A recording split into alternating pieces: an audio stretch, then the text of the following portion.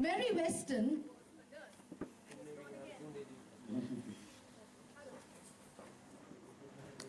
Hello.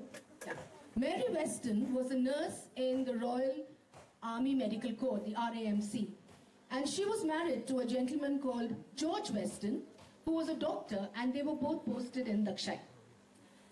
Now, legend, as I say, has it that Mary Weston used to take a constitutional every evening around a place called Charing Cross. Believe you me, there's a Charing Cross in Dagshai. So she used to walk around there, and one day in the evening, she was accosted by a Peer Baba.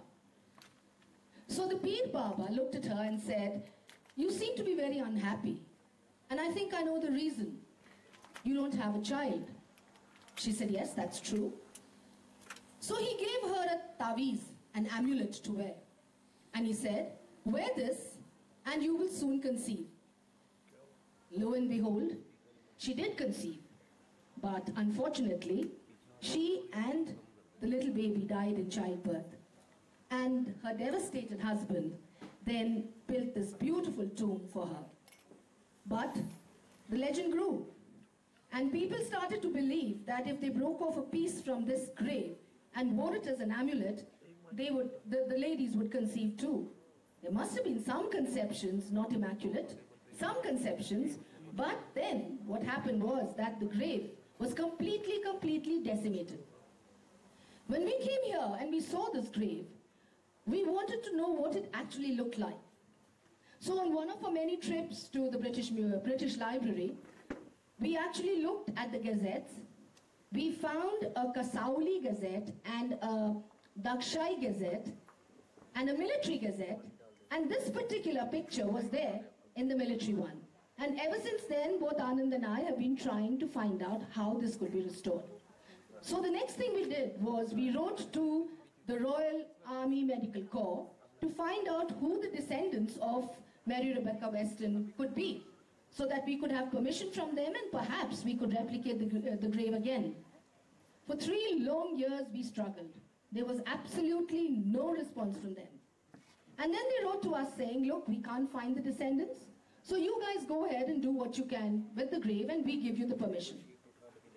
So we got hold of the local pastor, Father Titus, who very kindly found an effigy maker from Calcutta who made Durga Murtis, who had made murtis who had made some effigies for the Nahan grave, and we got our friends of Dagshai, as we call ourselves, who very kindly contributed, and we decided to have a little ceremony before we could start working on the grave.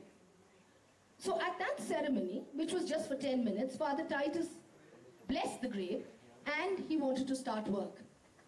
Now there's a young lad who happens to be an alumnus of Army Public School Dagshai, who decided that he would come there as well. So Anand told him, "Don't bother, it's only for 10 minutes. He said, "No sir, I want to be there by the graveside." He came with a sheaf of papers. So once that blessing was over, he came over to our place for a cup of tea, and he handed these sheaf of papers to Anand, saying that there is somebody who's written about this grave, and she has mentioned this legend about the grave, and this book is called La Matisse, written in French, published by somebody in New York. He gave that to us, and when I use the royal we, I actually mean my husband, because he did most of the work. So he decided to get on to the publisher, found out that the publisher was a person called Lulu, but then decided that if this person was published by a publisher there, perhaps Amazon has details of her too. So we went on to Amazon, and bingo, we found that this particular lady had moved from France to London, and that she had been born in Patna, and that she had been educated at La Martiniere School in Calcutta. So we had no clue. So we contacted the La Martiniers Association in Calcutta, and they said, "Look, there is a La Martiniers Association in London where this lady has moved. Perhaps they can give you more information." He also wrote to this lady Lulu and said, "This is my email, this is not a scam, and I'm trying to get in touch with this particular person." In the meanwhile, We also got in touch with the Lamarts Association in London. Also got in touch with a gentleman by the name of Alan Reed, whose grandfather had been incarcerated in Dagshai jail and who had come to Dagshai to see where his grandfather had been incarcerated. This gentleman looks at the directory of London and says, there are 98, and I'll mention her by name, there are 98 Elizabeth James listed in the directory. Who do I call? So again a dead end. But he had a friend whose job it was to trace descendants of people who had died intestate and who had left a lot of money. This gentleman said, let me find out. The gentleman from the Lamarts Association started sending out information. Lulu started sending out email. And one fine day, Anand comes with his face lit up like a 200-watt bulb and he says, guess who wrote to me? I said, who? Elizabeth James. So I said, great, brilliant. So, who is Elizabeth James? And why is she connected and why is she writing about Dagshai, for heaven's sakes, a tiny, quaint little cantonment in Himachal? So we decided to find out who Elizabeth James was. And Anurag?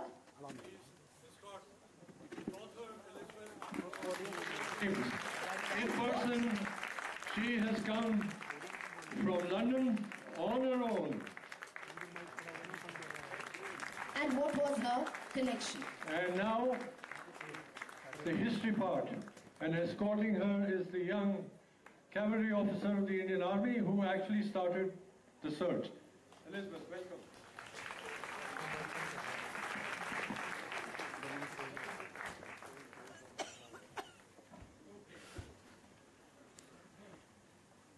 Can you hear me? Can you hear me? Yeah, just take Can you hear me? All right, Elizabeth, what I am depicting right behind you and on the screen is a family tree. Of course, it's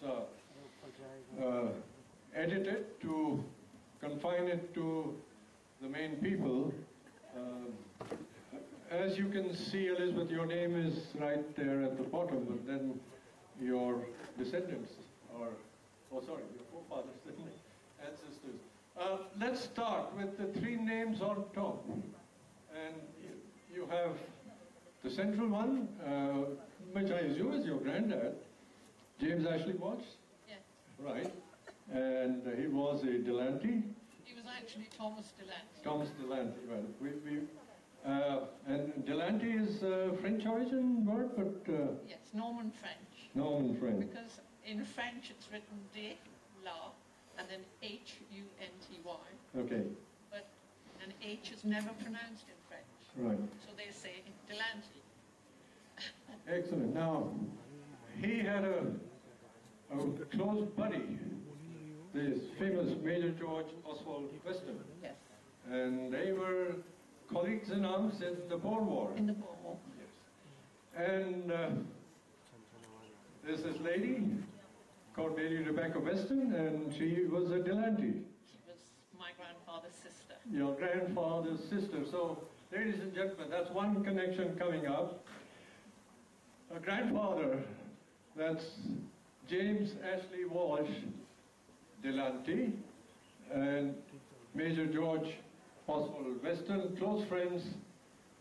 A grandfather marries Mary Rebecca Weston, that's the lady of the grave. And the Westons came and were posted, as Deepa said, in the military hospital in Dagshai. Major Weston was actually a specialist surgeon, and he had a very long tenure. He almost 8 or 9 years in Dagshai. But that's not the only Dagshai connection. There are more. Let's see. And then you had a granduncle, Harry William Delanty. Harry William Delanty. He came to Dagshai in 1910. Yes. So that's another connection with Dagshai. But anyway, now back to Mary Rebecca. So you've heard this lady died in childbirth. But before she died, she had adopted a young girl who also came from the Delante family. Would you like to name her? Yes, that was my mother. Mother, that's Maud. Her mother, Maud, was adopted by the Westons. But when Mary, Rebecca Weston, passed away, the old doctor felt that he could not bring up a little girl on her own, and she was taken back to England. Several years later, Major Weston gets bored in Dagshai. I mean, it's a small little place, there's really nothing. So then what happens? He sends out for somebody. About my mother? No, Philip? About Philip, yes. Philip lived his life with Dr. Weston and took his name, so he was known as Philip Weston. And he was brought up in England, became a doctor, and during the war he was posted to India, where he met and married an Anglo-Indian girl. So we have Major Weston, first in Dagshai, the adopted son, Royal Army Medical Corps again, gets posted to Dagshai and Ambala, comes here, and then we have the grand-uncle, that's Harry. Harry. He also comes to Royal Army Medical Corps, Military Hospital, Dagshai, marries a lady in our local church. And we have traced the record of that marriage. But he had a favorite wife, a niece. Would you? My mother was everybody's darling because she was the youngest in her family. And he decided to build a house and call it Maud House, which is still in existence, although it's not called Maud House now. Does that look familiar to you? Ladies and gentlemen, that's Maud House in Dagshai, named after her mother. Now, but that's not the only connection. Your father was James Michael Faithful, and he had a grandfather called George Faithful. He was Lieutenant George Faithful. Do you believe it or not? He was posted in Kasauli in 1857. He went down, he was with the 75th Regiment of Foot here in Kasauli, right here, and goes down, and of course all the troops went down to quell the disturbance, first in Meerut and then in Delhi, and he has a citation for valor, and in fact the whole regiment, the 75th Regiment of Foot, got battle honors in Delhi. So we have incredibly 4 Dagshai Kasauli connections right there. And I'm the last. With this lady. And all of this is from actually a book. If you, it might be in the bookshop, it's called Dolly Dudman, and that's your my aunt, my mother's Do you want to describe a little bit about this? Well, my grandmother was married very young, as they did in those days, and lost her husband within 5 months, and she was pregnant. So my aunt was born 7 months after her, well, a few months after her father died. And so she never knew him. But she and my mother never referred to each other as half-sisters. They were always sisters. And she didn't know very much. She gave me a few names that she had heard mentioned in her childhood. And then I decided I wanted to, she died in very sad circumstances, so I wanted to do something to commemorate her. And I started researching this book.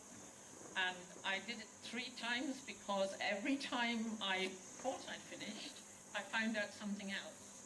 And it turns out that her great-great-great-grandfather was the Commander-in-Chief of the British Army in India under the East India Company in the 18th century. And he was contemporary of Clive and replaced Clive when Clive was sent back to England. So we are a very historical family and a lot of ties to India and to Dagshai. Well, here you are back at the slide. So this is what we found. Actually, this is a big photograph taken by me, and you're not going to believe it. This was taken by me in January of this year. This is January 2017. That's what it looked like. So we, the Friends of Dagshai, we got together after we had received permission from the Royal Army Medical Corps in writing that you have our blessings, please go ahead. In the meanwhile, we'll still try and find a living relative. They put it on their website, it was circulated all over. In the meantime, as I understand from Elizabeth, she was also trying to find from her side, and you wrote to the British Medical Journal. Yes. Would you want to? Yes, because my mother kept saying, can't you find my brother? And eventually I contacted the British Medical Journal, and he had sadly died a few months before, but they gave me all the details and the addresses of his two daughters. So my mother got to meet her nieces, which thrilled her immensely, and the older one, Georgina, has kept in touch ever since. And I did ask her to come with me, but she didn't feel up to the trip. So it's come full cycle. So we have this wreck of a grave which was at its time the most beautiful in all of India, a pure British marble grave. As Deepa has described, we got hold of a master craftsman from Calcutta who had done something similar before, and then under our supervision along with our pastor, Father Titus, we started work. Actually, the prayer ceremony was Easter, Holy Easter week. Young Anurag had come, and from that day onwards, we, Friends of Dagshai, contributed to do something about this grave. That is Board House. This, ladies and gentlemen, is how this grave, we have restored it to its original glory. It's an LED screen. You can't see very clearly, but if you do come to Dagshai, and I hope you will, the little baby in her arms is there. The angel with the wings, that was the most difficult part of restoration, is how to get the wings back. And the shroud on Mary, and you've seen it, and of course we will show in the next slide, the folds on her shroud, which were depicted in the original photograph, the #1 slide that I showed. I think the craftsman has done a brilliant job. But this time, I'm sorry, it looks very ugly, but we had to put a cage around it, and we have locked it, because not only do people come and desecrate it, and they're not just villagers. I mean, Deepa's had requests from qualified female doctors, say, could you break off a piece? You live right next door. Could you break a piece of that and please send it to us? And then, I don't know if Bhavnish is here or not, the commanding officer of Dagshai is not here. He found out through his sources in the bazaar of Dagshai that there was a lady who was doing a business out of it. She was doing a mail order service. She was going, breaking pieces of the grave, putting it in parcels and shipping it out all over the country. So we've had to put a cage around it now, and it's locked. And the desecration is only one part of the problem. We now actually have a gate with a lock on the cemetery. And the reason was these hordes from Punjab with something called chitta, and I still don't know what that chitta means, but they've come with this chitta drug and alcohol and do all kinds of silly things, including just behind the grave, and you can start seeing some of the headstones, are the graves, well, actually marker graves, but with headstones, of the Irish martyrs, the mutineers who started the Irish mutiny, which led to the independence of Ireland, which then led, as you all know, to the independence of India. Their headstones have been smashed, broken by these drunkards. So we've now locked it. We've had to protect the grave. And to conclude this little piece, sorry, it's a fuzzy photo. We took Mary, did a little prayer ceremony. Welcome back home, the daughter of our hills. Mary, Rebecca, Mary, Elizabeth James, Mary, Do you want to say something? Well, I am extremely unaccustomed to public speaking, so I hope you forgive me making a fool of myself. But it's wonderful to be here. I did go to school for a year in Darjeeling, so I do know the hills. And when I was a very little girl, we used to go to Mussoorie and Dehradun. So I've always had a love affair with the Himalayas. And I didn't think I would ever see them again. Here I am. Ladies and gentlemen, standing ovation for the lady who comes all by herself, all the way from London. Elizabeth James, daughter of artist. Elizabeth.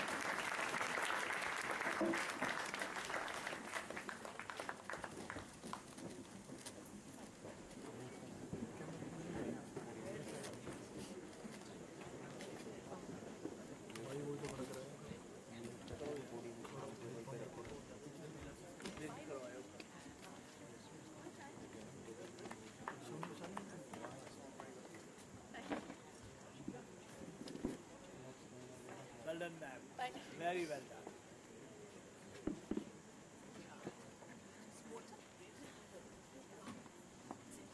Thank you, Anand, Deepa, and Elizabeth. Thank you, Elizabeth, for coming all the way to Kasauli from England to be with us. Thank you so much. We feel honored.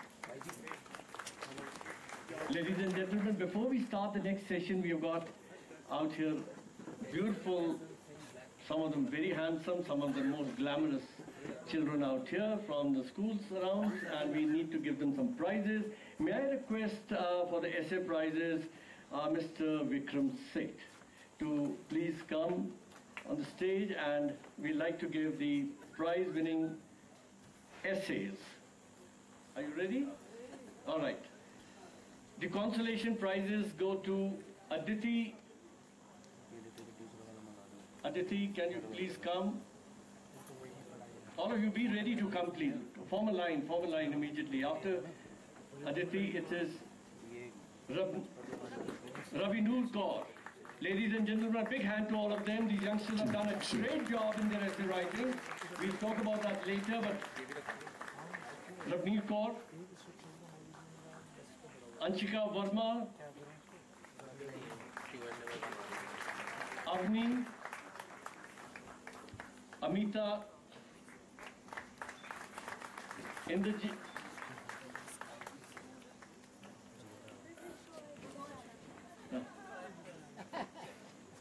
Shivani,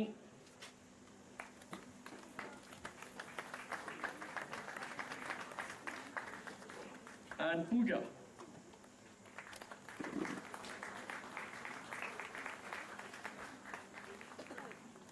These are the consolation prizes to all of them for their prize-winning essay.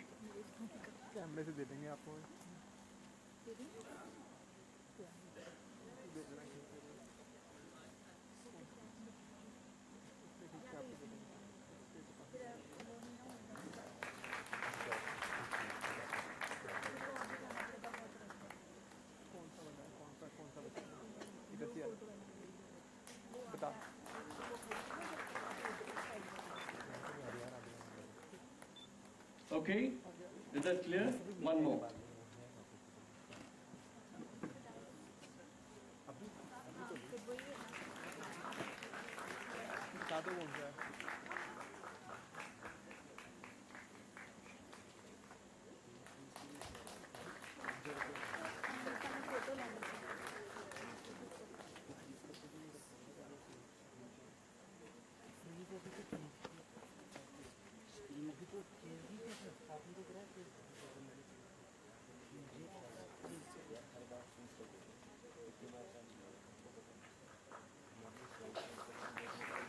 So after the consolation prizes, there's the list of 3 top awards. Third prize goes to Lavya Basin. Is she here? Lavya Basin is here. Please come. The second prize goes to Anika Rai. Anika Rai. And the first prize goes to Yuvika.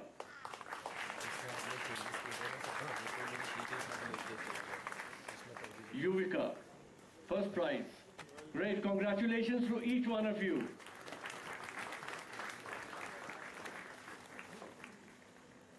Thank you, Vikram. Yeah, that's all. For the next set of prizes, the last one is prize winners for the art. And can I request Divya, please come to distribute the prizes. Thank you, Divya, so much. And the consolation prizes go to Keshav. Keshav, are you around? Yogita. AKS. Am I getting the names right, pronouncing them rightly? AKS, okay. Aks, oh, sorry, Aks it is. My apologies. And then there is Sanjam Sandhu. Sufi Aluwalia.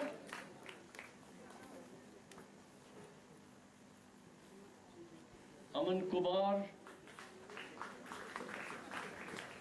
Aman Kumar.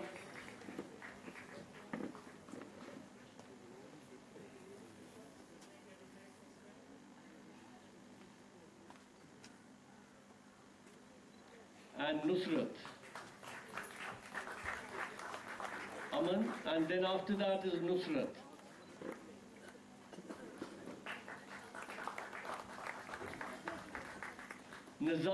Nazakat also, please. Sorry, it's missing out here, Nazakat.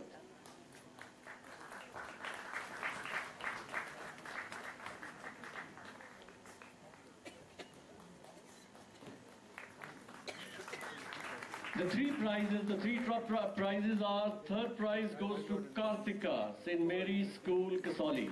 Kartika.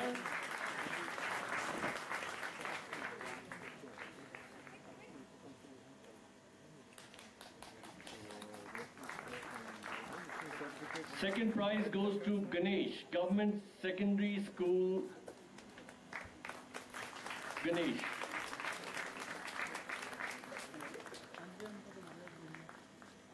And the first prize goes to Herman Kasauli International. Herman.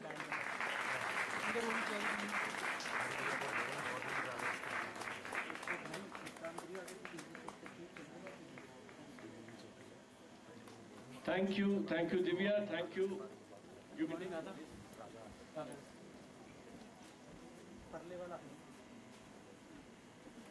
Ladies and gentlemen, back to the sessions. We have a very interesting session coming up, and that is with Divya. Divya Dutta, please, on the stage once again. Sorry to make you go up and down. Divya has written this wonderful book, which many of you would know because it's become a great bestseller. I use the word great and bestseller because it started slowly, but it became great, and then now it's a total bestseller. It's an emotional journey of Divya, and it's titled Me and Ma, sorry, not me and Ma, and I think I'll let her talk, and she will be in conversation with who else but Alka. Alka Pande, please. It's all yours.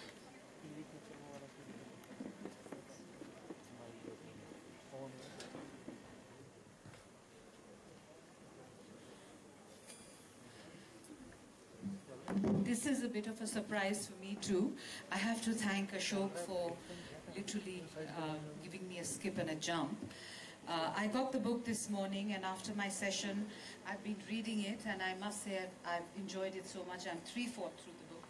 It's been a good read, interesting read, and I'm really happy to be here with you, Divya, back again on another panel. I have a copy of the book, and it's a lovely book for all mothers of daughters. I wish all daughters and mothers would enjoy this wonderful relationship which Divya has enjoyed with her mother. Her mother being a doctor in a small town in Sahnewal, near Ludhiana. It was also quite fortunate that I've spent a lot of time in the Punjab, and I looked at Divya and I said, wasn't Dharmendra from Sahnewal? So there was an immediate kind of filmy connection as well. The other filmy connection is that her mama is a producer with Indian cinema. But the very interesting thing is that both her parents were doctors. Doctors with the Punjab government and working in Punjab, in rural Punjab.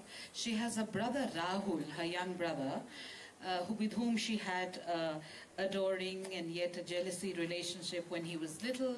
Interesting incident on how her parents left her alone with the baby brother and how he kind of, you know, demanded love from her, and they've been close ever since. And she writes saying that he was her greatest critic and supporter for the book. But the wonderful thing is that breaking out from a traditional Punjabi family, where a kudi is not counted as a child, it was her mother who was praying that the first child would be a daughter, and allowed in some ways for her daughter to chase her best dream. And when Divya got an offer for marriage from a very suitable boy, the mother was the one who said that let my daughter follow her dream. So I'm just giving a little bit of a background of the charming, lovely, articulate Divya, and I'm just going to ask her what prompted her to write the book. And was it for therapy? Was it to share the beauty of her relationship with her mother? Because strong women can make difficult daughters as well. Good afternoon again, and it's been a pleasure interacting with you all, and it's great to share my book here on this platform. I think all children are very close to their mothers, so if I say it won't really sound very different, that I was very close to her. But what I can add is that I had an additional bond with her. She was my best friend. There was nothing that I would ever hide from her, or be it the mistakes that I'd make, or be it anything that I'd go wrong with. I knew she would not judge me for what I had done. The best thing that she'd ever say was, I'm there.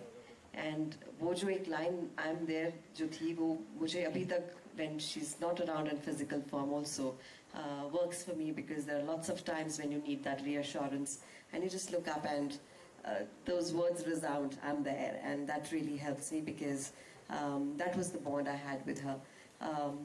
Third was, there was a beautiful role reversal that I had with her. As she grew, she became my daughter and I became her mother, and since I'm not married, it was a beautiful thing that we shared. जिन बातों पे मुझे डांट पड़ा करती थी, अब उनको पड़ा करती थी. आइसक्रीम खिलाने का मतलब मैं लेकर जाती थी कि let's go have ice cream and let's hear your पुराने गाने सुनते हैं, और वो सब खूबसूरत बातें, and it was a beautiful bond. And she was a heart patient, but she never really gave into life like that. She was like, she celebrated everything. And she was a single mother. I lost my dad when I was 7. So when I lost her, I was in the ICU and I was just sitting with her, and I thought, there's so much people know about me as an actor, but they don't know about me as a person, about how I became who I became, and because of whom I became that. And that was the lady lying there on the bed. And I wanted to share her with everyone that I love a lot. I wanted to celebrate her, because I think I've been the most fortunate daughter to have a mother like that. And बहुत कम लोग होते हैं जो वो कर पाते हैं जो वो करना चाहते हैं, and make an earning out of it. I was lucky to do what I wanted to do, and I had my mother backing me on that, and I could never be more thankful. As you just said, there was a time when I was selected in the Stardust competition. And so there were 2 ways. I just gave an audition in Mumbai. We went secretly because my mama, ऐथे सारे पंजाबी ने थोड़े जे अपना conservative होने हैं कि साडी कुड़ियां ना जान. So my mama was also very, very conservative, and he didn't. If I had told him कि मुझे Stardust में बुलाया गया, he would never have allowed me to come. So we went, me and my mother went on a secret mission. And I went for the audition, and the who's who was on the jury. There was Yash Chopra, there was Subhash Ghai, there was Suraj Barjatia, there was Shekhar Kapoor, all of them.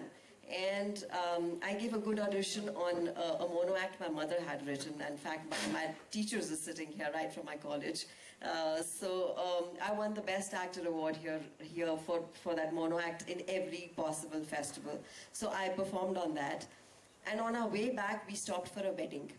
और वहाँ पे जैसे होता है सब, I danced and everything, and suddenly my nani came with a रिश्ता.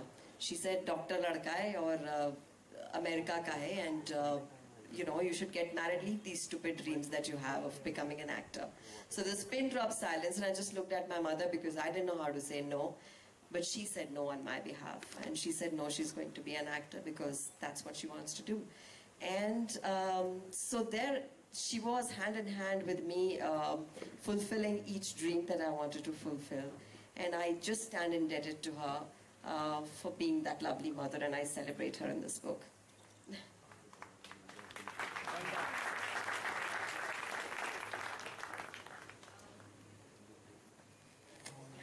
You know, the book is written straight from the heart, and it's simple. The chapters are small.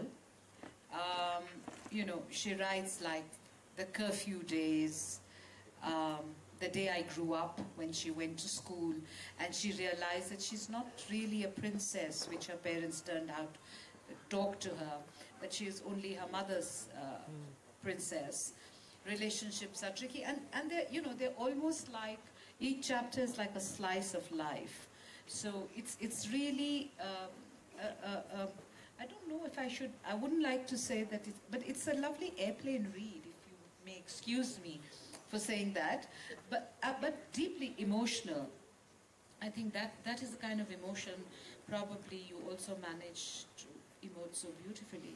But the thing is, a girl from such a conservative family, I mean, conservative environment, of course, family not conservative, because I think your mother is an extraordinary woman, extremely free-spirited to say no to a fabulous rishta at 19 of a girl who doesn't have her dad, to be able to have the courage to say, chase your dreams, and you chased your dream. So how did you kind of enter into Bollywood, which is really quite a place of pedigree where if you're not family, it's really difficult to kind of get your toes wet. How was that journey? I think everyone has their own journeys, and for me it's been like a trial and error. When you don't have good, I mean, I used to, जब हमारे exams होते थे, we used to sit there, and in my lunchtime I used to read film magazines. I can't say that for my teacher. so film magazines पढ़ती थी मैं, and I used to daydream, literally daydream, and just tell myself, so this so-and-so award goes to Divya Dutta. And I used to come out of the bathroom feeling very rejuvenated to go study again. So I didn't know, a few years later, the dream that you really dreamt actually came true.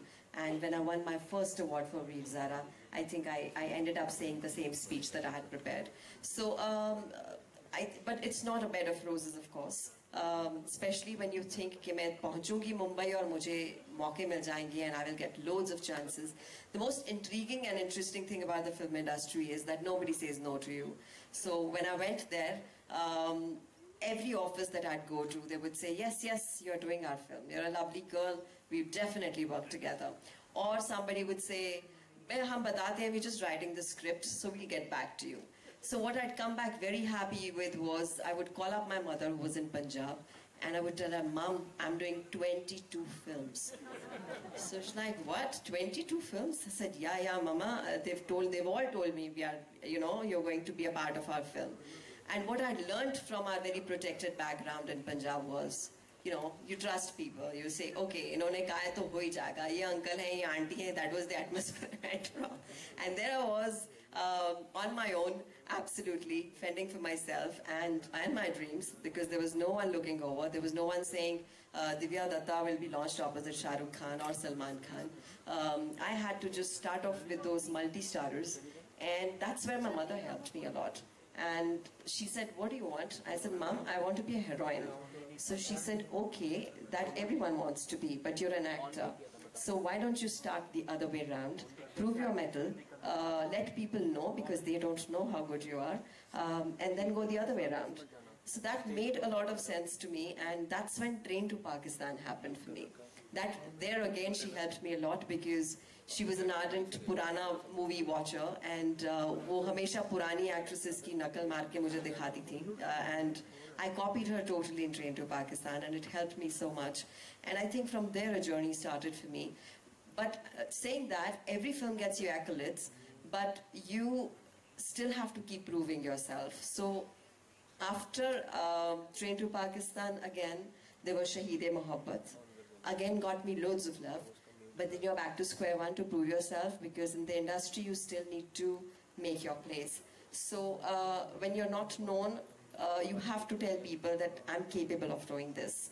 So that's a journey, that still is. I have no qualms about, going to somebody and saying, listen, I think that film is very interesting and I'd love to be a part of it.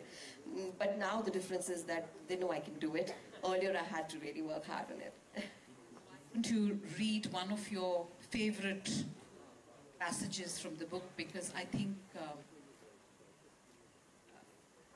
the audience will understand what I meant by saying that it's really a Kridagar from the heart. So I'll just read the last chapter out, and just to acquaint you all with my mother. She used to have black tea in a pital ka glass. We all know that Punjab mein sab usme peete hain chai. And purple was her favorite color. In fact, all my friends used to call her purple.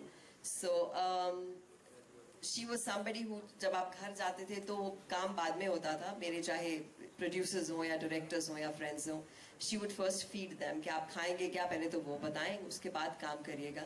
And when that work would happen, I wouldn't even get to know, because she would already have fed them with all that needed to be told to them in 2 minutes. So they would all know, हाँ बताया आपकी mummy ने ऐसा है, हाँ बताया आपकी mummy ने ऐसा है. So everything, she would just be friendly with everyone. And so this last chapter, I'll probably just read it out to you.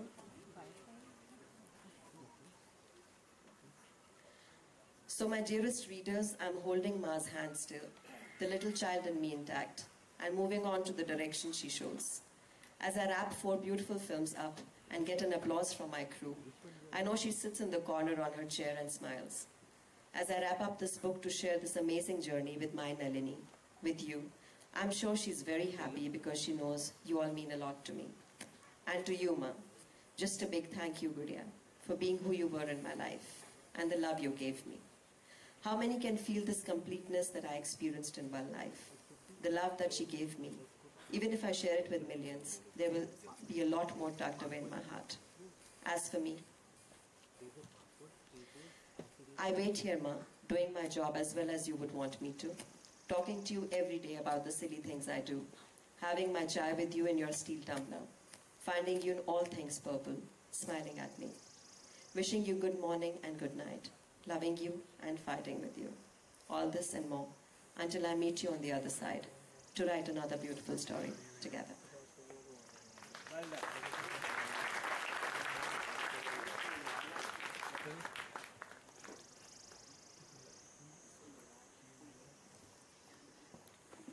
I'd like to open it to the house, and if anybody would like to ask her any questions, or we can carry on our conversation. Divya, no questions, but I'm amazed that besides being such a great actress, I didn't know about this. And straight away go and buy the book and I would recommend that you buy the book. It's a very emotional book. Did you want to ask anything? Yeah. Teacher? Yes.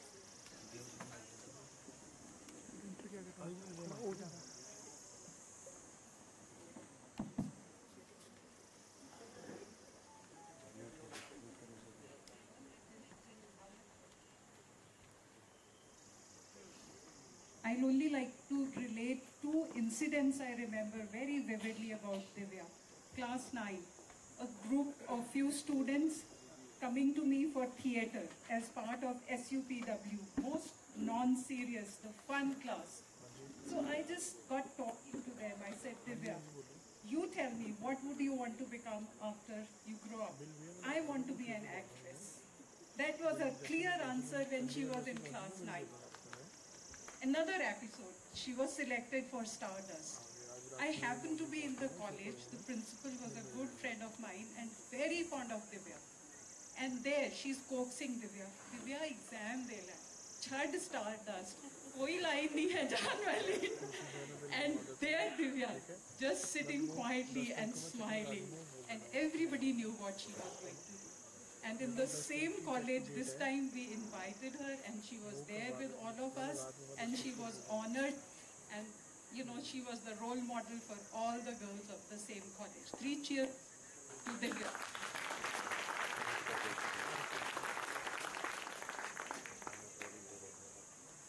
I think there's a lady there.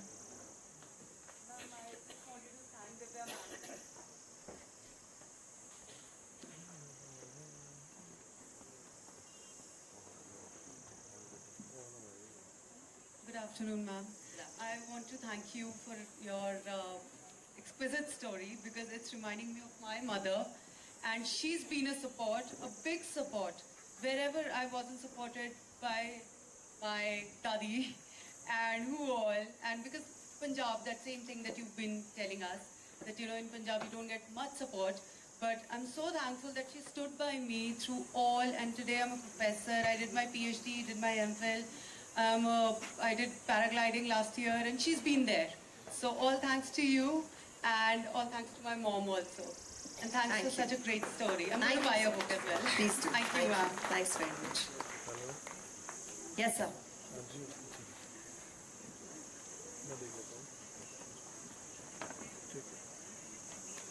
Oh, sorry, yes. After getting into films, has there been an experience of disappointment or disillusionment, especially when it comes to the Bollywood industry, that sometimes made you almost give up or reconsider your choices? I'd be lying if I say it hasn't happened, of course, and it happens all the time, because you do come with lots of aspirations of doing what you want to do, but the circumstances might not support you on that all the time. So this happened actually just before I signed up Train to Pakistan. I had done Shaheed-e Mohabbat. It had become a big hit. And I was just sitting there. I got a multi-starrer film. I was cast for it. And the last minute I was told, you've been dropped for another girl because a phone call came. And so she's on and you're not. So that really broke my heart because I thought it's not a fair world. And I just knew I deserved something better. But I just feel when you have a strong family background, that I hold true for every girl especially. You see so many girls who commit suicides, who have no families, who get into the wrong ways because they don't find the right direction, they don't have the right emotional quotient coming from home. It is a difficult world, but what you need to keep you balanced is a good family, a good friend system if you don't have the family, because that's what keeps you going. And for me, my family always made me feel it's not a big deal. Ye film nahi mili, koi baat nahi. And actually it happened. If I didn't get one film, I got it after another 5-6 months, a better one. So something or the other comes up and you're working hard, doing what you have to do. But there are disillusionments and you need somebody to look over you. And otherwise, I mean, you read so many sad cases that happen around where girls really have no one to go to and they just fall apart. So I would say I've been very lucky that way. Disillusionments or no disillusionments, I think I've gone on my path where I wanted to. So.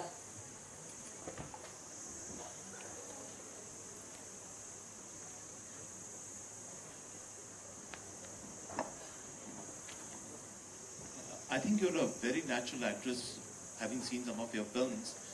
My question to you is, as a natural actress, you're not trained in film school, if I'm not mistaken. Does that give you an advantage in the sense that you never had any formal training, but you went straight away, dived into deep water and really brilliant, I think. Do you think that that's an advantage for you? I think everyone has their own journey. You learn from your own experiences. I took if you call it a formal training, I took the Stardust training. But it helps you know the technical stuff.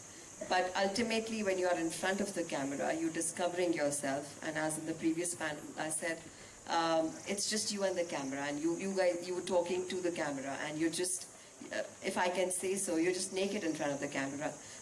Just let every emotion come out without stopping yourself. So for me, it's always been like that. I cannot prepare too much. I can't do method acting, but I like to feel the role, and I think acting is a very wrong word. I would say it's feeling somebody you're portraying, and just, letting yourself flow with it. So a very interesting incident happened during Bhag Milkha Bhag, I remember. This very famous scene that we have is that scene where jo baliyan lekar aate hain Farhan. And we had the crux of the scene, but we didn't have the beginning and the end. So it just we all have subconscious memory, but I didn't know as an actor also you have a subconscious memory, because when we were doing the scene and I hugged Farhan, I didn't know what I'm going to do next. And suddenly I remembered, हमने 1 महीना पहले shoot किया था, and the father had saluted the small milk, the chota milkha. And it just suddenly came to me and I saluted him. And I was very surprised. It's a discovery for me as well, to know yourself that this memory was stored as Ishri Kaur, not as Divya Dutta. So that is an amazing thing that you learn as a process. This is your journey. Every film teaches something. Working with actors teaches you. I mean, if you're working with a brilliant actor, all you need to do is respond, just to react to them. And yeah, what you learn is your camera angles and everything, but I think if you feel straight from the heart, it just reaches everyone. Naji? Haji sir. I add to that, in schools, if you are doing in some acting plays or some taking interest in those, it adds to you, for your future also. So that is why the facing of the camera, it becomes easy. That's my experience. I also acted one movie, so I'm not as famous as you are. Thank you. So, Divya, now that your mother is no longer there, there's a big void, but yet you say that she is there and you're waiting to meet her. How are you dealing with this loss? Because your world is a tough world. And how do you deal and cope with the fact that you can't pick up the phone and there's no me and ma anymore? But the first thing I'd do in the morning was have my chai with her, then go to shoot, then bombard her with calls and ask her, Mom, what is the look? What do you think I should, what makeup should I put? What lines how should I say these lines? Acha suno, aise bolu kya? Matlab, and every time the maid will say, Bibi ji ka phone aaya, she would say, ab usko bol bas kar de, abhi main aur phone le rahi. I miss all that, yes. It goes on in my head that this I just keep reminding it. But I think she's prepared me, she's trained me enough to feel her presence in everything. It's been a void, it's been a difficult journey writing this book. I sat with it for about 4 months and I couldn't start writing it. But then one fine day I said, okay Mom, let's just start writing. And it just flowed. So it's been a catharsis. It has been a big void. I did go into serious depression. And I was shooting simultaneously. But I don't know, I think she held my hand through it and she got me out of it. And I feel she's within me, and I think I'm playing her role somewhere. So it's too emotional for me to say, but yeah, she lives with me in me. Thank you, Divya. It's been wonderful to have this conversation, and I think as mothers, we all hope that all our daughters will be empowered enough with the love of protection and nurture. Thank you. Thank you very much.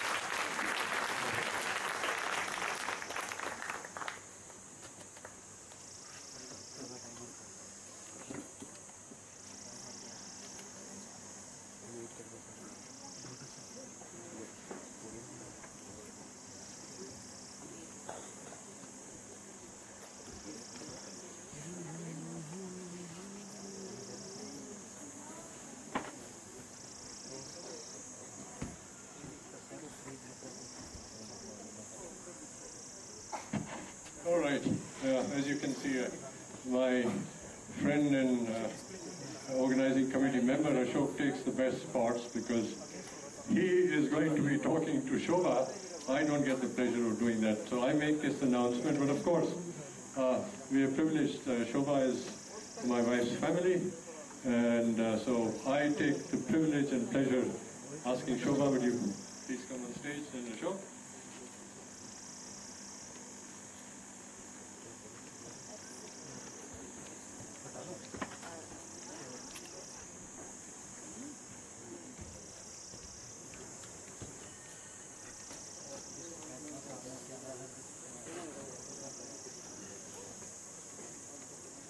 Good evening.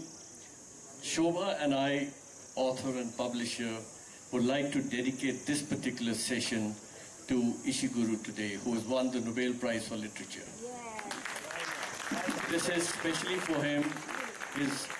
For me, I don't know about Shobhaa, for talking for myself, his most famous work and the best work, I think, was Remains of the Day, which was, you agree with that? Oh, she also agrees with that.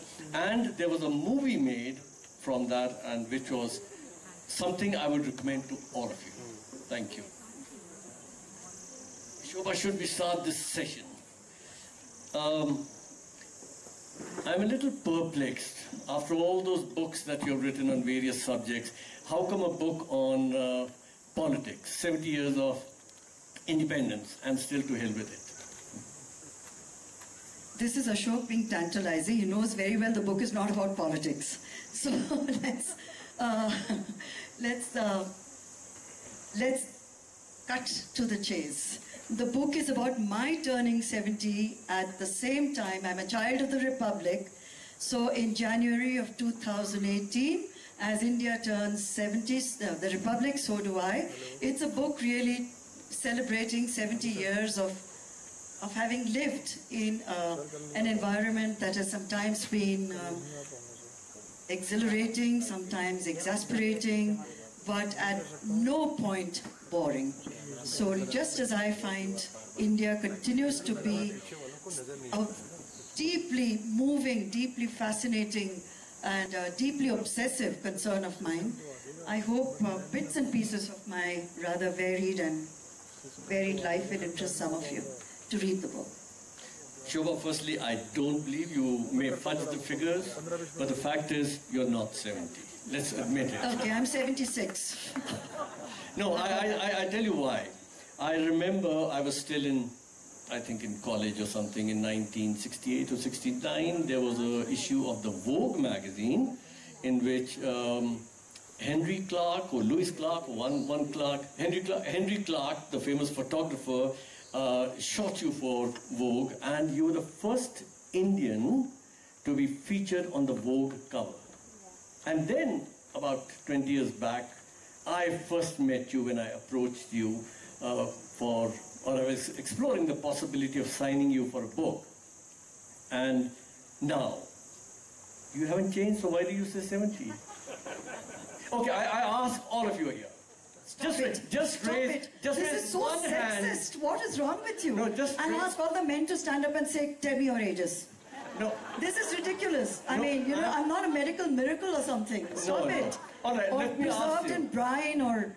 It's fine. It's Pond's cold cream. Before we go any further.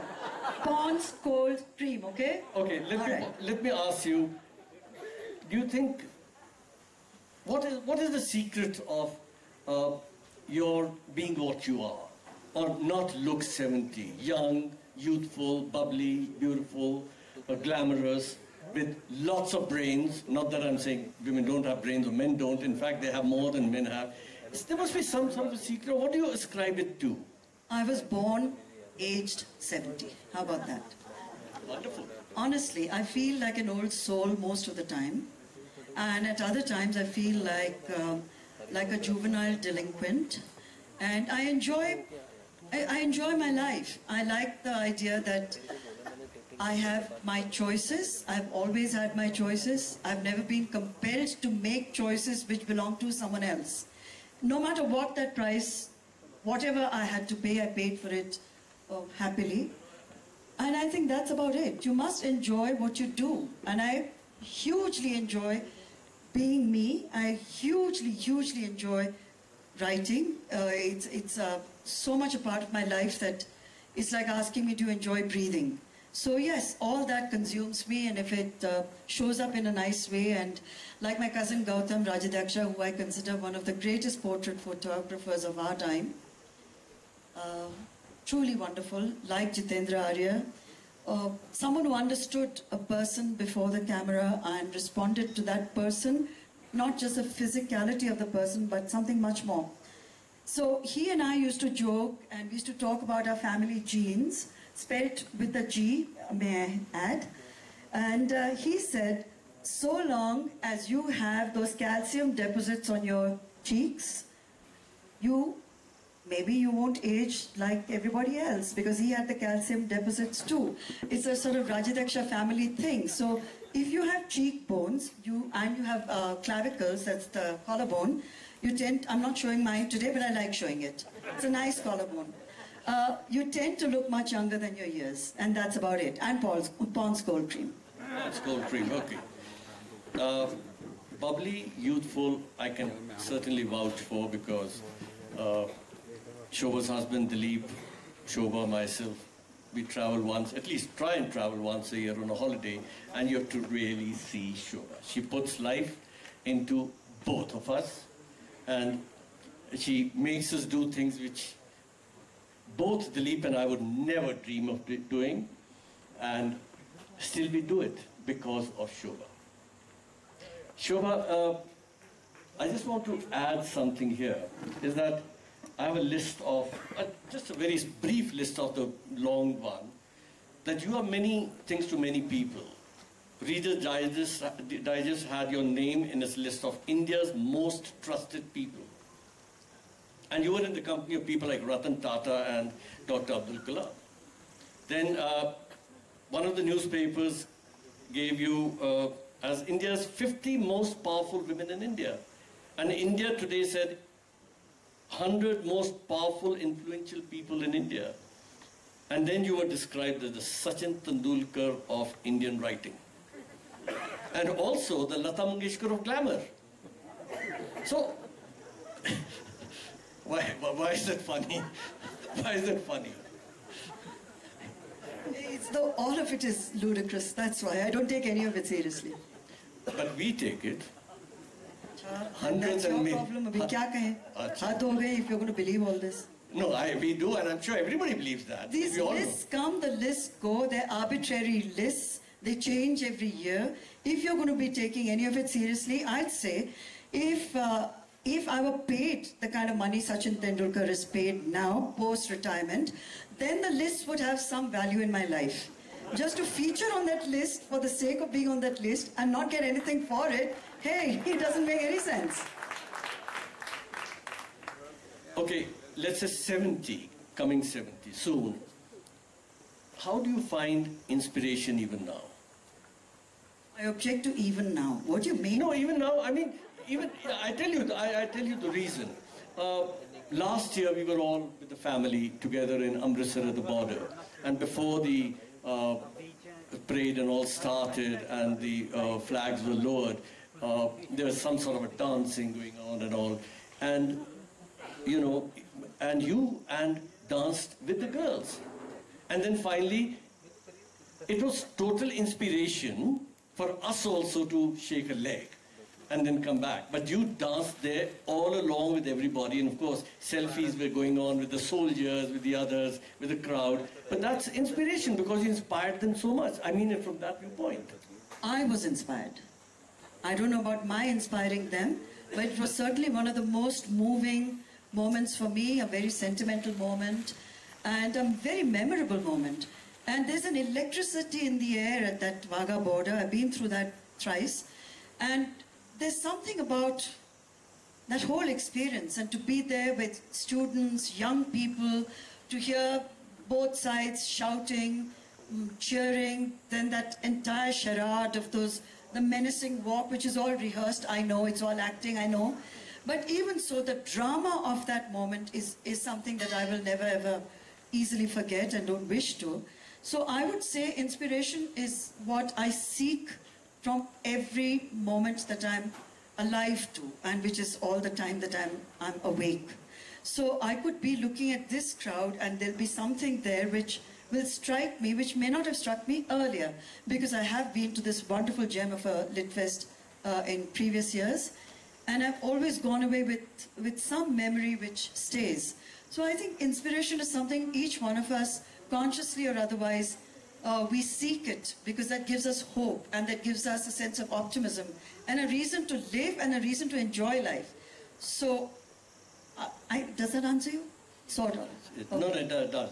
And you didn't dance the bhangra, that, if I remember correctly, and neither did my husband. Both of you were real, what shall I call you guys? I mean, you just sat there. My children were aghast and horrified, and they're forever. They're my sense of board is my family. If I do anything that they don't approve of, it's just behave yourself, mother, behave your age. What does it even mean? This is my age. This is how I behave. I mean, you can't handle it. It's too bad. No, I was only giving company to Dilip. I wanted to dance with all of you, but I was giving him company. You know, that was all.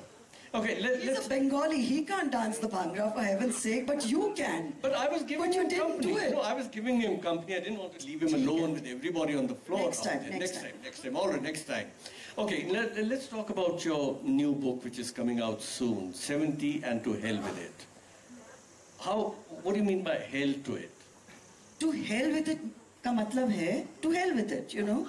Why are we going on and on about someone turning 50, 60, 70, 80, 120 or 30? The whole fixation with age I find a bit tiresome, because it's an ageist world. I wouldn't say it's an ageist society, or India is more ageist than other societies. In fact, here, you know, technically I should have turned into a harmless little budhiya, little mataji, and saying, you know, kaise hain ji aap, kaise hain, theek hai, and should people will come and straight dive for my feet. But, you know, I'm not that person. So when I'm saying to hell with it, I'm saying let's get over it. You know, it's not about me turning 70, India turning 70. We shouldn't be so completely obsessed by these numbers, because you should live every moment of your life. I hope to be feeling this way 5 years from now, and if I'm still alive, 10 years from now. I know my father, when he passed away, he was close to 100, and I knew that his brain was ticking and all there, and he used to go for a walk. He wasn't an army general, but his personality was that of a general, and people often used to salute him because they thought he was a general. But he was actually in the law ministry. But that was his personality. So I knew he was all wonderful and all there, because twice a day he would call me and tick me off. Something or the other, he'd say, ye theek nahi hai, wo theek nahi hai, why didn't you do this, why did you do this? So he had that spirit till the very end. He was a feisty old guy. We had a marvelous relationship, which was very argumentative and very volatile. It kept him on his toes, it kept me on my toes, and that's how it should be. I mean, no one would have thought, no one would have put an age to a man like him, you know what I mean? But here, with women in particular, age becomes some sort of an issue. And of course, when if you're 30 and you haven't yet found the man of your life, you're considered over the hill, over the shelf, or so your shelf life is over. If you're 40 and you haven't produced children, then again there are comments about that. If you're 50 and you're still hot, then you're a danger to society. You know, every woman is looking at you as you're a threat to their marriage. Why do they think that women over 50 would be interested in their husbands? I mean, there are other options. Kyun itni insecurity rehti hai? By 60, they're already saying, please, retire ho jaiye. You know, we've had enough of you. You've been around long enough. Or you're supposed to be a good nanny by then and, you know, clean your grandchildren's poop. I've got 5 grandchildren and I'm never going to clean their poop. Never. So, you know, these are all options we make. These are choices we make for ourselves. This is the choice I've made for myself. That I'm not going to turn into a little old harmless little lady and, you know, disappear into some shadows and stay there. No chance. Okay, you know,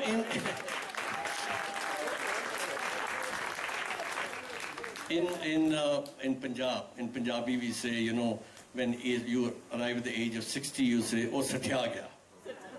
And if you happen to go to 70, oh, satre batre gaya hu.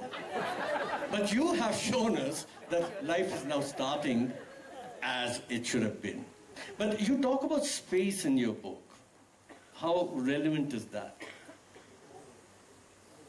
Space is actually deserves a book by itself. And when I started to write this book, I'd called it Spaces, and I thought people might think I'm writing about interior decoration, and I've changed my profession or something like that.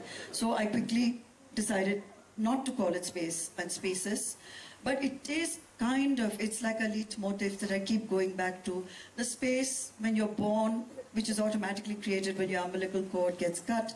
And then the spaces you negotiate later on in your life, as a young person, as an adult, with your husband, with your lover, with whosoever is an intrinsic part of your life, with your children, grandchildren, colleagues, so many different spaces which are very delicate, very nazuk. And sometimes we don't recognize how delicate those spaces are, and we often intrude without perhaps realizing that we are intruding. Now also, I'm very suspicious of couples, very young couples I keep meeting these days, and they say, you know, auntie, in our marriage it works just great because we give each other space. So then I ask them, then why did you get married? I mean, if this space ki zarurat ho aapke zindagi mein, then you should be single and enjoy your space.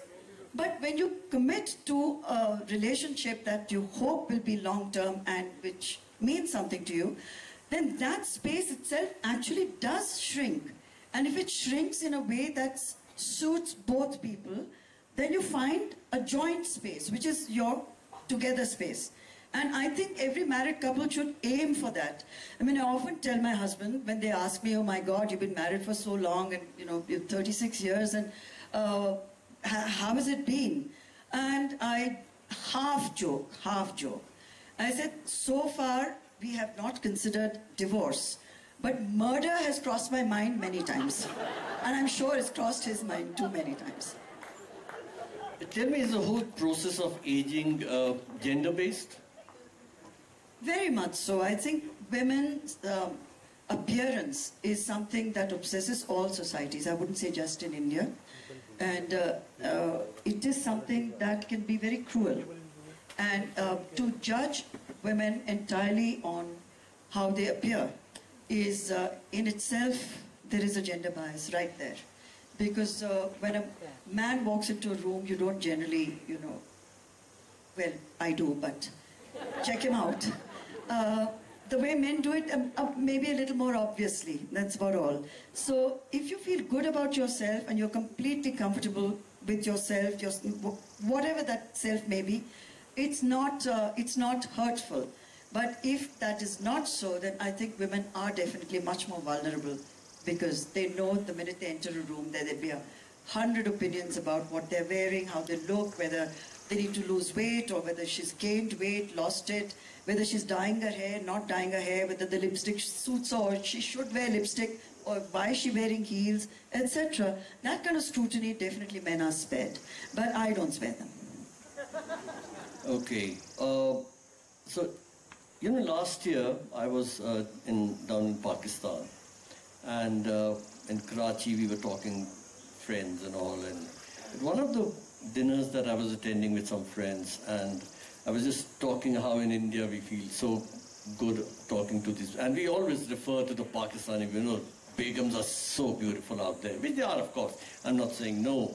And I kept on saying, well, you know, your Begums your women are so beautiful and so gracious, and some of them have got a lot of grace and sophistication. And one of them stopped me and she says, Shobhaa, let me tell you that you have even prettier women there.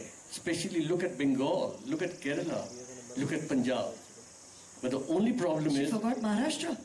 She forgot. Oh my God. This Begum, we don't count her opinion. And she said that the only problem is your women don't know how to dress. And second part was, which even Kushwant commented, because many years back I had gone once with Kushwant to Pakistan. In one of the colleges, girls' colleges, he created an uproar by saying that, you know, the women out here are much prettier than the women back home. And of course the Pakistani girls went mad, you know, and he came back and wrote, Punjabi women just don't know how to look after themselves. and particularly after marriage when they become pattern tanks?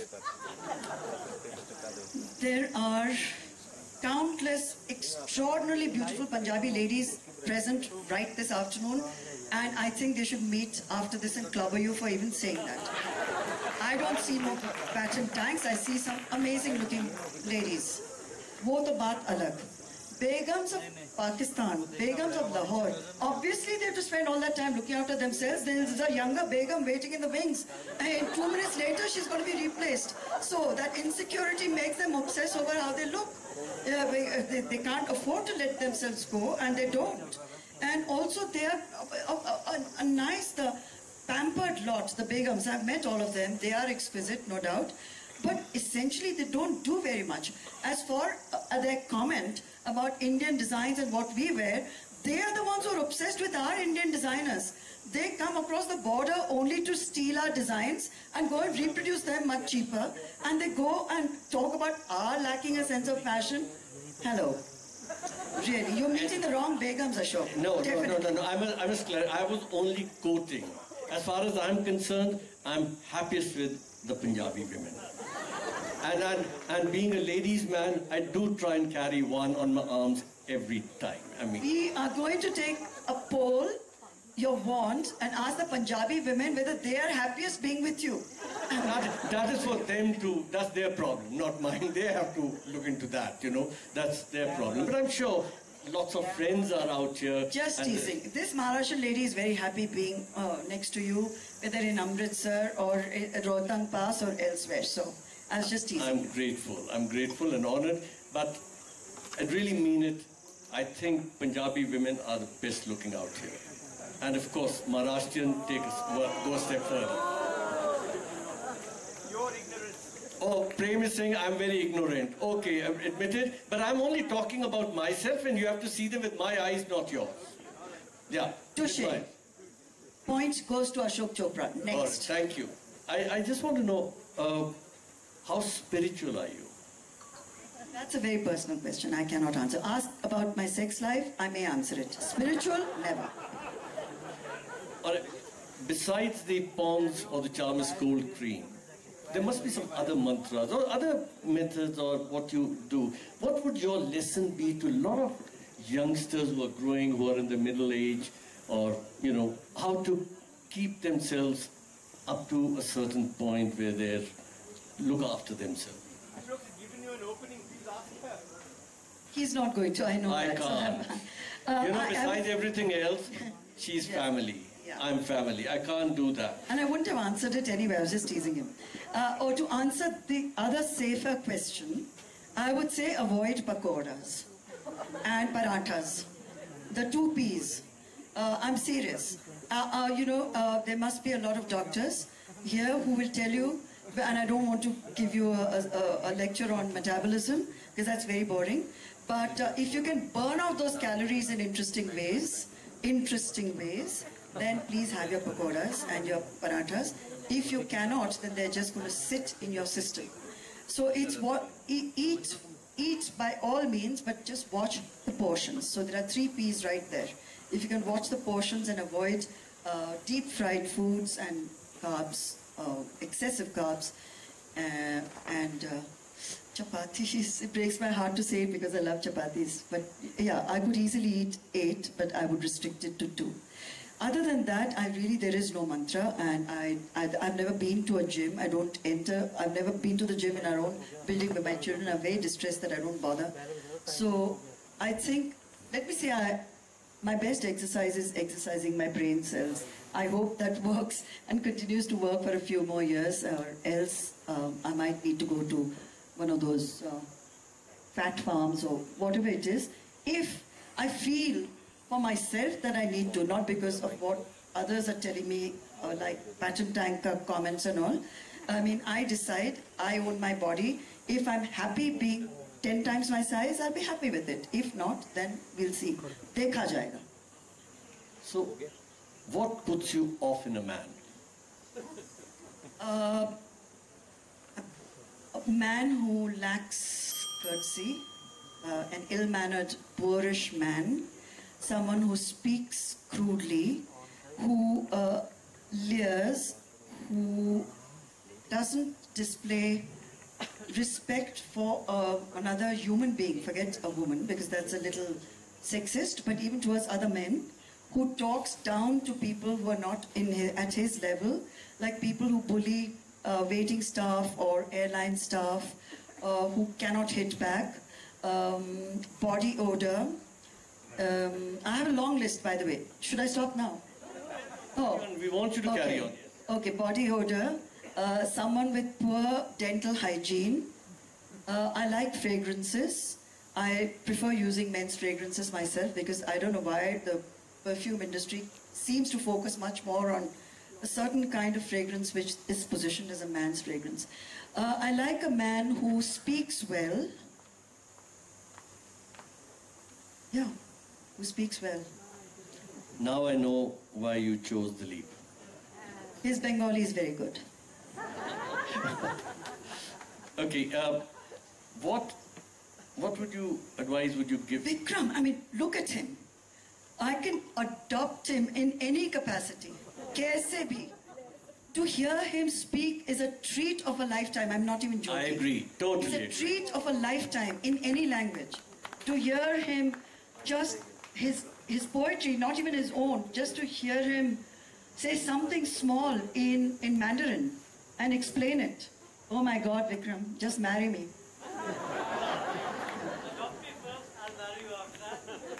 And I'll start using fragrances. Well, we have a session with Vikram tomorrow at 5 o'clock, and we'll get plenty of that. And we have spent, in fact, Dilip and Shobhaa took Vikram and me out for dinner a year back, and my God, the restaurant people at the Taj were fed up, and they were waiting because it was 2 o'clock, and Vikram kept us informed. Very educative evening, very informative evening that was, and entertaining also. It was very, very incredible evening. He sang. Yeah. And he sang, yes. Darbari. He sang and gave us the definitions of various rags. Anyway, we'll talk about that tomorrow. Now, tell me, what advice would you give to a middle-aged woman? Ashok, please stop it. Ask me some intelligent questions. I am going to. But what is this? What these are the questions they want to know, the answers they want to know. Let them ask. Then let them ask me, no? You ask me something else. All right. Now, let me ask you. This book, 70, you wrote, and I think you mentioned it when we last met. You were talking to Millie and me. And you said, I wrote this book for myself, and I wrote this book for the family. Yes, I think it was also a kind of Divya used the word cathartic. I think all writing is cathartic. I think all writing is also essentially narcissistic.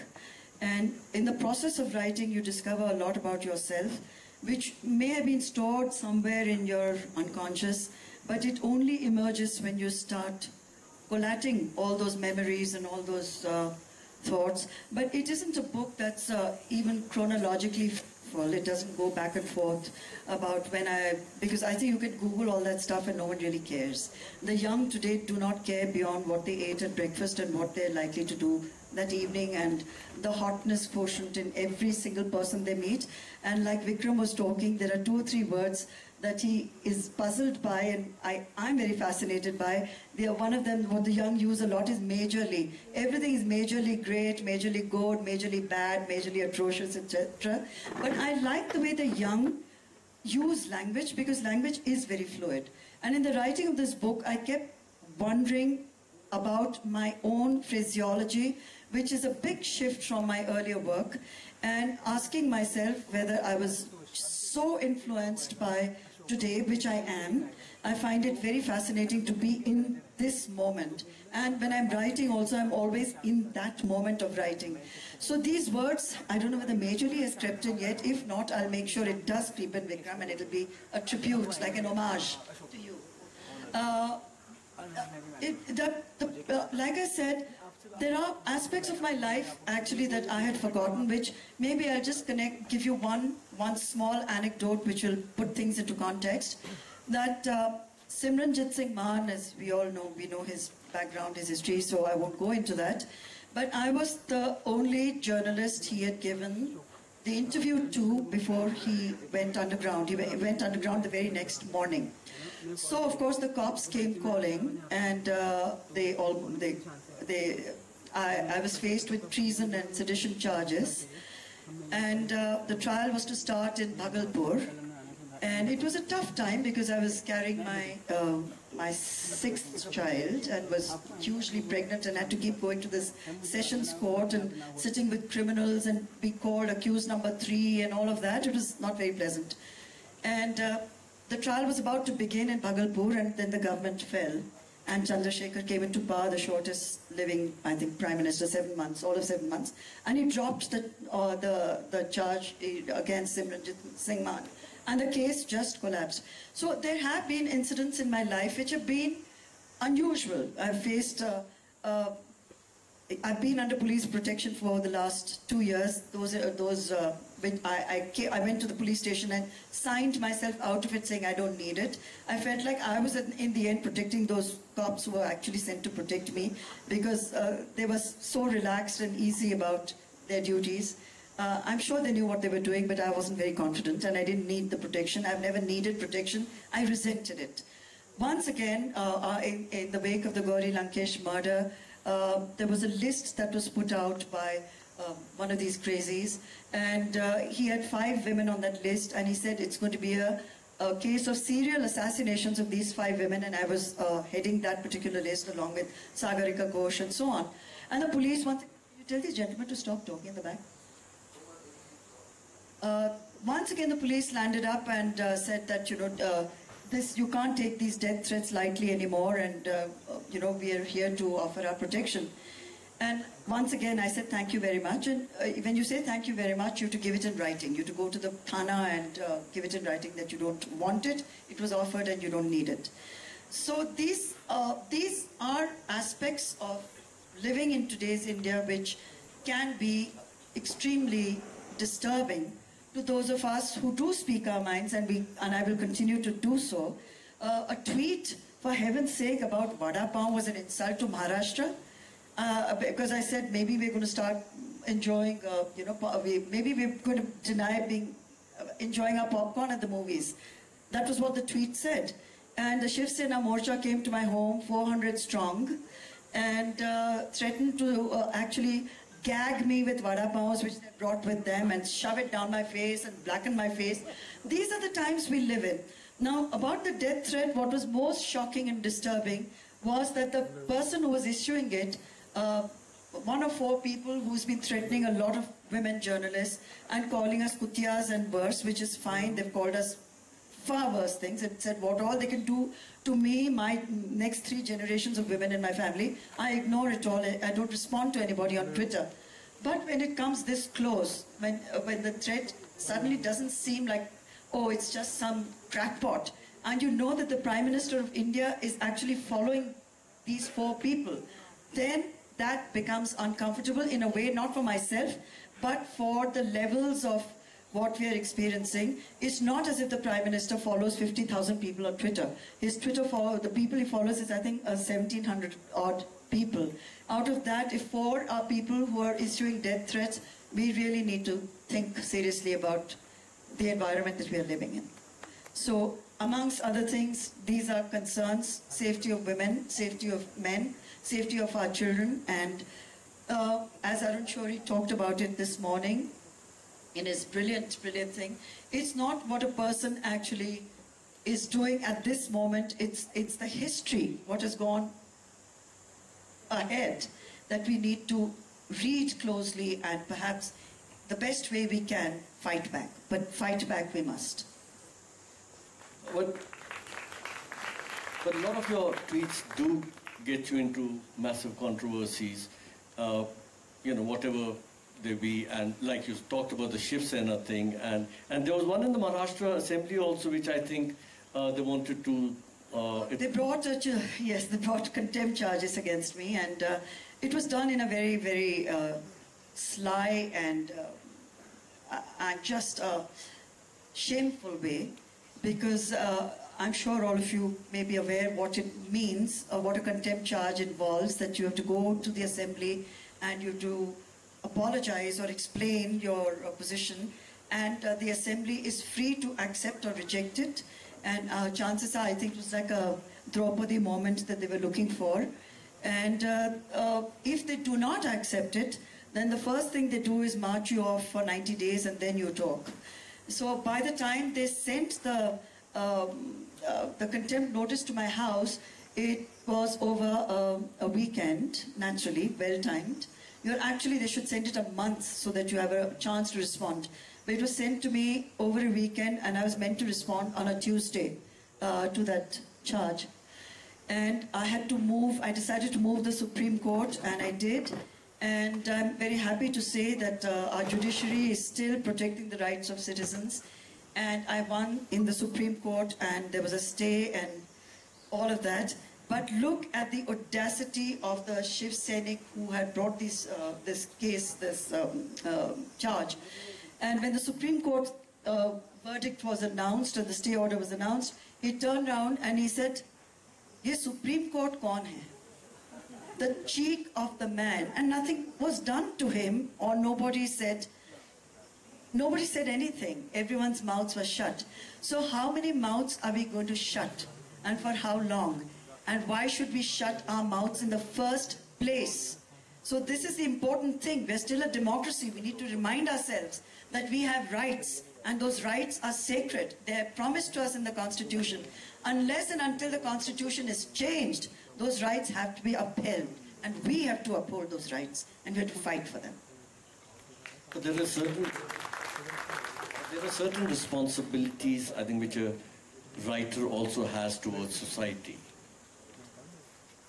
Of course, a lot of them get into trouble because everything has become very humorless. Everybody has become very sensitive to, anybody can stand up anytime and say, well, you have hurt our religion, you have hurt our caste, you have hurt so-and-so.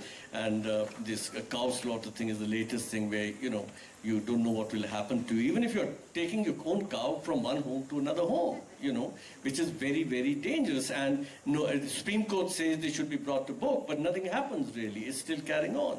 But writers also have some sort of No, I agree with you, Ashok. There is a sense of responsibility, but I don't know whether I was usually irresponsible or I was doing what I thought my conscience dictated to me to do at the time of Aklak's murder. I was deeply, deeply, deeply disturbed by what had happened to him. And I tweeted, like you said, their tweets get me into a lot of trouble. And I tweeted, I said, "I have just consumed beef, come and murder me." And I could say that with a sense of commitment to what I believe in and what was wrong. What was done was an act, it was a criminal act. And I could say that because I could say it, and I did. Of course, the backlash was terrible. So when you talk of responsibility, yes, of course there is a responsibility with each action of yours that's in the public domain. Everything that you write, which can be scrutinized in the public domain, comes with its own, there's reaction and there's action and so on. That one tweet, I do not regret it at all. It needed to be said. But yes, the backlash was pretty terrible. Does that affect the children at home? They're just sick of me. And they just say, why can't you stay out of trouble even for 3 months? I mean, it's not fair on them, I understand. Because they have to also live with the backlash. They have to live with people bringing morchas to the house. They have to live with police coming in. They lived with police in the car outside our home for 2 years. It wasn't fair to them, but hey, I think I bring other stuff to the table that they should be glad for. So, there's always, it balances out. If they don't like this part of my life, they'll have to lump it, because there's a lot else that I hope they're proud of. Well, I'm just going to, with your permission, read out a small extract from one of the pieces which is going to appear soon in the Vogue magazine. And she talks about her 70s. So can I have you, do I have your permission? Or would you like to? She says, "I'm enjoying my wings with all the fervor and passion of a teenager. At this stage of my life, I'm ready to try just about anything that appeals to me, and even a few things that don't. My lines are like reluctant friends." The lines on my face, I mean. wrinkles, in other words? Can't honestly say I love them and I'm proud of them. Of course, I wish they would disappear. I do want my old skin back, the young one. I would love for my hair to cascade down my shoulders like it once did. It does even now. Oh, it was much nicer. Oh, okay. Hair that had a life and a personality of its own. My lips have lost their fullness. My eyes, they sparkle. Yes, I feel the loss. But not in a way that emotionally scares me. I still feel good when I dress up to go out and I receive the compliments. I continue to experiment with my wardrobe, accessories, makeup. In some areas, that is makeup, I stick to the less is more motto. Ditto for resort wear. I'm far more liberated in my choice of outfits. Vanity gets redefined in strange ways at 70. I take pride in showing off my shoulder blades. At 30, I overlook them totally. Now, this vanity, before I read the next paragraph, a short one, when I was reading this, I was really fascinated, and it got me thinking was this line, vanity gets redefined in strange ways at 70.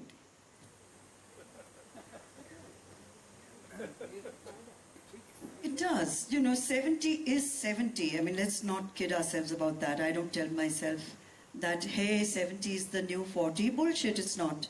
70 is 70.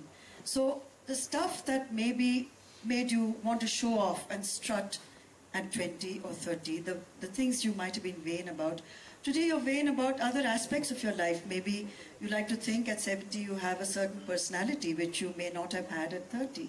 Or your sense of humor has sharpened and people appreciate the way you speak. All that becomes your new vanity and replaces the old one, which was about how's my body looking, and are men looking at me, are women looking at me, and who do I want to look at? All that, of course, it changes. Your priorities in many, many ways change. But mainly, I think you want to be accepted, warts and all, however and whatever you are, jaise bhi, kaise bhi. This is you, you know. You've worked hard to be this person. And that's it. You want the world to know this person, not whatever those early and glorious times may have been that defined you then. This is who you are today, and if you are at peace with that self, then I think that's the best place to be. Just 4 more lines which say that I value values, no compromise. As for the rest, the flack and the criticism that used to bother me earlier, I no longer let it. For every spiteful invective, there is abundant love out there. At 70, my biggest single discovery has been the unbeatable power of love. It wins always and always, no matter what the odds. Thank you, Shobhaa. That was very good. We'd like to take any questions from the audience. Yeah, there is a young girl there. Oh, actually, there are quite a few hands I can see. So, one by one, yes. Yeah. And please, no statements. Just keep them short because we are running out of time now. And we just need the question. Come straight to the question. Please, please.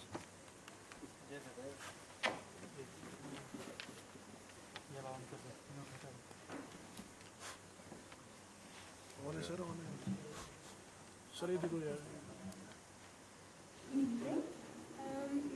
it's been a pleasure to hear you speak.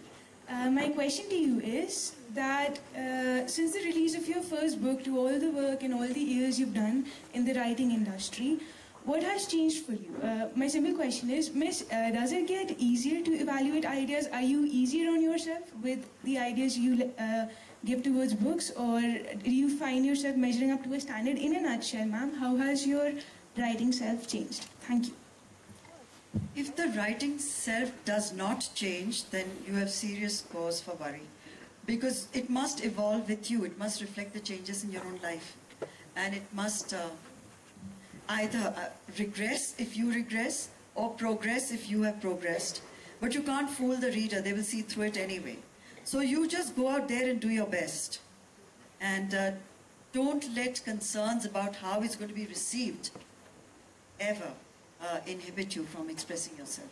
Because what you're saying is the way you want to say it at this stage in your life, whichever stage that is. You could be writing at 16 and you'd be truthful to that 16-year-old self. I'm writing at 70 and I'm being entirely faithful to my 70-year-old self. Sorry, Ashok, like Pavan, us diplomats can't ask a question without a comment.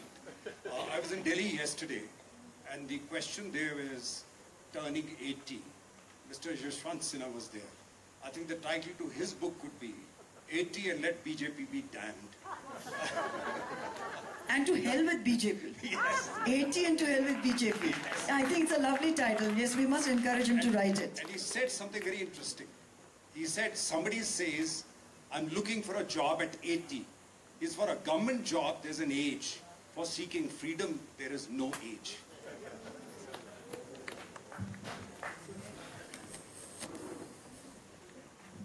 Shobhaa, I'm your great fan. I never knew you were 70. That's the age of my mother. I thought you were of my age. No wonder you were trying to hit on me earlier. Well, my two questions. We have the problem of demographic bulge. Do you think we should have 6? Should we have 2 children? Are you happy with 6, or we should be having 2? I would have had 8. Frankly, 6 is not enough. Well, I feel it's very important. If you can raise your children, give them time and give them an education, and you can afford to look after them, no government on earth can decide how many children you should have. We've seen what's happened in China, and in India, billion 1.4 is our strength, not our weakness. I really believe that. And children are our future. For me, children are my greatest wealth, my greatest treasure, my greatest everything. So, yeah, honestly, had I met Mr. Day earlier, I would have had 2 more, with joy. Well, my second question is, don't you think, Shobhaa, you are privileged to write and not to face the consequences of writing because you're privileged? What are you saying? I mean, what are you saying? I've just gone, 20 minutes of my conversation was about the consequences of what I write. But still. So it is because I'm privileged that I face it. It's not the other way around. Well, a lot of people got killed who were writing. I don't want you, when you are doing very well. I like the courage. But we have gone through the death threat. Next question, please. Yeah. Hi, Shobhaa. At 70, you've achieved a lot. When you look back, is there something that you still think that there's you need to do in the coming years? I need to go to South America and learn to dance the tango, which I intend to do in a square in Buenos Aires.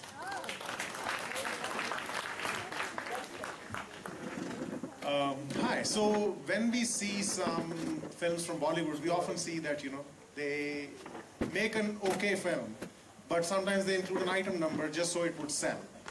And artists also sometimes include a little bit of skin in their writings or some explicit scenes, just so the writing would grab some headlines, become controversial. What would you say about this kind of artistic trick? And do you think you yourself have been guilty of it in the early writing career that you had? There's no trick. You can't, like I said, just as you can't fool an audience, you can't fool your readers. If the book would sell in humongous numbers only because of a few pages which are explicitly written about sex, then every writer would probably do it if they could do it well. The trick, really, to use your word, is to write well, not what you write about, but to do it to the best of your ability. And if you can write well about sex, do it. If you enjoy writing about sex, do it. I happen to write well about sex, and I enjoy writing about sex. So if you call it a trick, That's your prerogative, but I know that I've enjoyed doing it and the readers have enjoyed reading my books, and that's all that matters. I have a question to ask you. I remember seeing you on the Shikakai soap ad, and I'm older to you. Okay, They can't hear. They She can't remembers hear you. seeing me on the wrapper of the Shikakai soap. And so many, I'm older to you, okay? I turned 70 some years ago. And so many of my friends were following, Shobhaa days here and soaps and all. I'd like to know what is the actual secret. You still have good hair at your age. One thing I'll tell you about the Shikakai story very quickly is they never paid me. And they used that picture for over 10, 15 years on their wrappers. So that was really, that was not fair at all. What I do use is coconut oil once a week. That's it. And any commercial shampoo. Shobhaa, I don't know whether I should tell or speak on this, that I am also 70. Oh, there are a lot of ladies who are looking very interested suddenly. And I totally believe what you said about being 70. And I totally endorse what you said, that one should not worry about that. Thank you. Thank you so much. Any questions, please? Any questions? Please raise your hands. Anand Prem is here. All right. Okay, that's the last question, please. From the Prime Minister's office. Shobhaa, you've used Twitter with great effect and with great courage. And I have admired that. I've admired that.